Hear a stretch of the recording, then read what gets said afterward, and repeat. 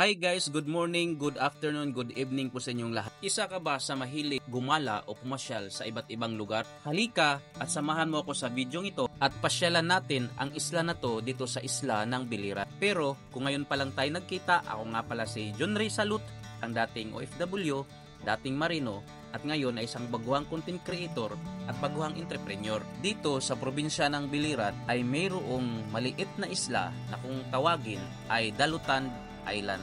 Ang isla na to ay matatagpuan sa lungsod ng Almeria. Para mapuntahan natin ito, pwede tayong magrenta ng mga bangka dito mismo sa mga lokal na barangay dito sa lungsod ng Almeria. Ang Dalutan Island ay isang maliit na isla na matatagpuan malapit sa baybayin ng Almeria, Biliran.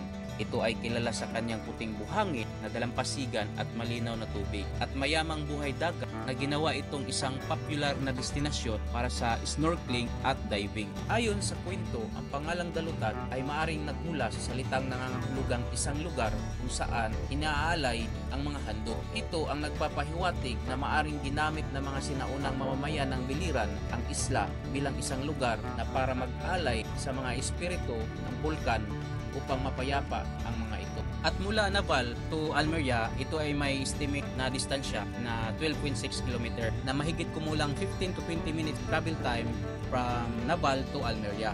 Dito sa isla na to, may enjoy natin yung ganda ng paligid at maputing buhangin at napakalinaw na tubig dagat.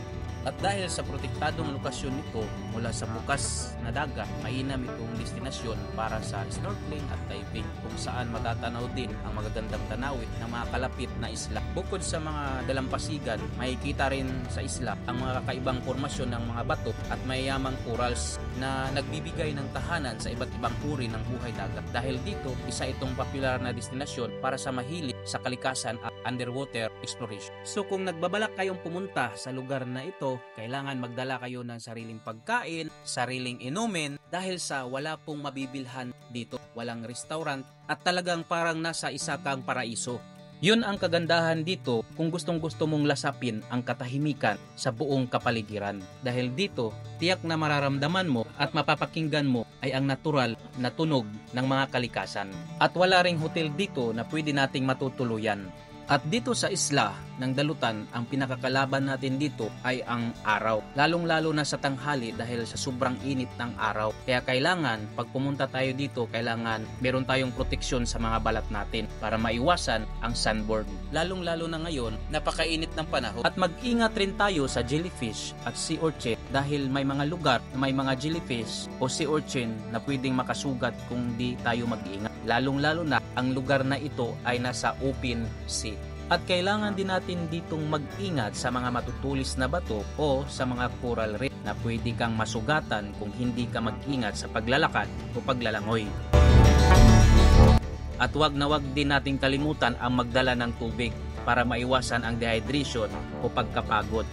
Dahil kung minsan sa dami ng activities, nakakalimutan na nating uminom ng tubig o magpahinga.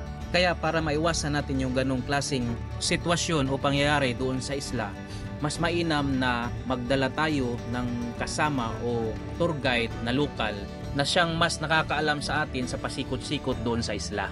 Kaya kung naghahanap ka ng lugar kung saan pwedeng tumakas sa ingay ng mundo, pumunta ka sa Dalutan Island. Tahimik, malinis, para kang nasa sariling paraiso. Puting buhangin, kristal na tubig at matataas na puno ng niyog. At hindi natin kailangan ng luxury para maramdaman ang ganda ng buhay. Dito sa isla na to, sapat na ang bangka, kaibigan at tanawin para sumaya tayo. Tara, simulan natin ang kwento mo sa isla. Yung tipong wala kang signal pero buo ang koneksyon sa sarili mo, sa kalikasan at sa mga tropa. Kung hanggang ngayon, stress na stress ka sa buhay mo sa syudad, subukan mo ring pumunta sa isla. Subukan mong tumapak sa buhangin at habang naglalakad ka sa dalampasigan, unti-unti mong ma-realize na kailangan mo rin palang magpahinga. Dahil dito mo mahanap sa isla ang matagal mo nang hinahanap na peaceful mind. Hindi natin kailangan na perfect life dito sa mundo. Minsan, kailangan mo lang tanawin na magpapaalala sa iyo na buhay ka. At mas masarap pala tumawa sa ilalim ng araw habang may hangin sa mukha at trupa sa tabi. At di mo kailangan na malayo o mahal na biyahe para sumaya. Minsan, isang isla lang ang pagitan ng stress at saya. Kailangan lang din nating maging realistic sa buhay at iwasan lang din natin ang sobrang scripted sa buhay. Mas tumatagos ang salitang mula sa puso. Kaya guys, ito yung mai-share ko sa inyo. Sa dinami-dami ng problema o gulo natin sa buhay natin, piliin natin kung minsan na huminto paminsan-minsan. Hindi natin kailangang laging mabilis. Hindi rin natin kailangang laging malakas. Kung minsan, magpahinga rin tayo. Humanap tayo ng lugar na magpapaalaala sa atin kung gaano kaganda ang buhay. Kahit sandali lang, tulad ng isang isla dito sa dalutan, tahimik pero buo, simple pero malalim. Kaya guys, hanggang dito na lang sa video ko na to. Sana may natutunan at napupulot kayong mga gandang aral sa video ko na to. At kung taga rito ka sa probinsya ng Biliran at may sarili kang motorsiklo, at pagka nagkaroon ka ng problema o nagpa-maintenance ka sa mga motor ninyo, pwede nyo kaming bisitahin dito sa Cycle Care Motor Shop dito sa proper ng Naval, along Padre Innocente Street, Naval, Biliran, katabi ng Nice Burger at harap ng Mississippi Church. At kung nagustuhan mo ang video ko na to guys, paki-like, share and follow my Facebook page at YouTube channel at pahit na rin ang notification bell para lagi kayong updated sa tuwing may i-upload ako na video. See you next time. Brum brum. Bye.